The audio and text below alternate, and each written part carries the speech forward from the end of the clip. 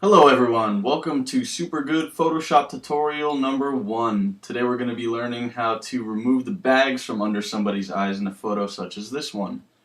So the first thing you want to do, not make a new layer, you want to actually copy the background layer. So click and drag, bring it right down to this little folded paper there and it'll make a copy. So right there is where we're going to be working. So let's zoom in here. Alright, let's go up now, not down. Okay, so as you can see, it's a pretty harsh difference from one part of the skin to another. It's a very contrasty color value here. So the best thing to do is to use the clone stamp. It's the button that you see on the left that's clicked down already.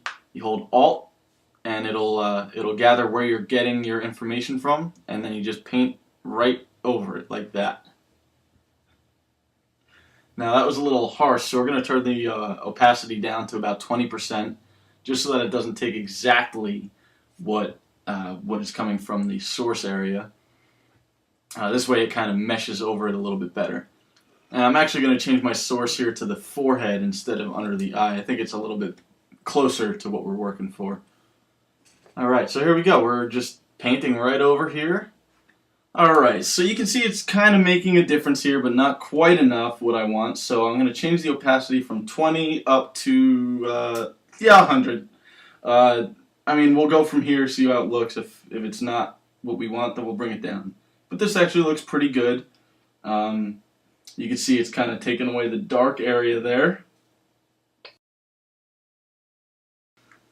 And like I said, just keep going over it, you know. And remember, you can always change your source point if it's not working for you. Like try over on this cheek, or maybe even up on the forehead there. Yeah, that looks a little bit more natural. We'll get rid of the eyelash shadow because nobody wants that. Yeah, bags and eyelash shadow are pretty much the two main things. As you can see, I got a little bit of the eyebrow here, so I'm going to bring the opacity back down to 45%. And these numbers are completely arbitrary. There's no rhyme or reason to these numbers. So, you know, just try it. Try whatever you think will work. And this seems to be working for me here. Get rid of the eyebrow. Perfect. Maybe a little more.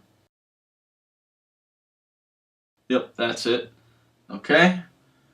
Just fade it up in here a little bit, just so that it's not such a harsh difference from that brown to the reddish pink there. So I'm happy with that. Next thing that we're going to want to do here, once that bag under the eye is done, is get the other bag. Now this one's going to be a little bit more difficult just because it's a thinner space to work with. But just as the other one, grab some, you know, anywhere really.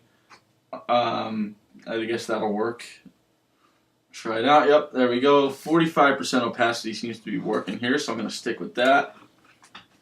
Alright, and you know what? 45 isn't really working anymore for me, so I'm going to double that all the way to 90. We'll see if that works.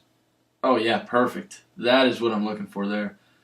So yeah, as you can see, I'm just, you know, taking from wherever and just painting it in.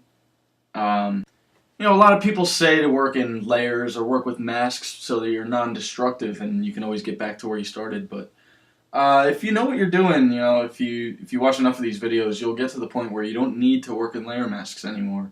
And that's where I am right now. So, you know, keep working at it, and one day you'll get there. So, next thing we're going to do is take this, you know, the strand of hair away in front of this person's head. So same thing, you know, clone from wherever, and brush in, you know, not too big of a brush, not too small, but you can see here I'm working with a moderate sized brush here. We're just going to keep going over it until it starts to work a little bit better. It's a little bit wonky here. It's not responding for some reason. I'll just try this then. This is the spot healing brush, and it works. Yeah, well, let's undo that. And we're going to go to the spot healing brush, like I said. And it pretty much will just fix whatever you put it over. So as you can see here, that's okay. I'll get that later. But anyway, yeah, we just, you know, really, really, really, really, really, really, really, really, really, really rough, just go over it and it'll fix it. Just like that. Now, all that's left really is just to, tie the loose ends together.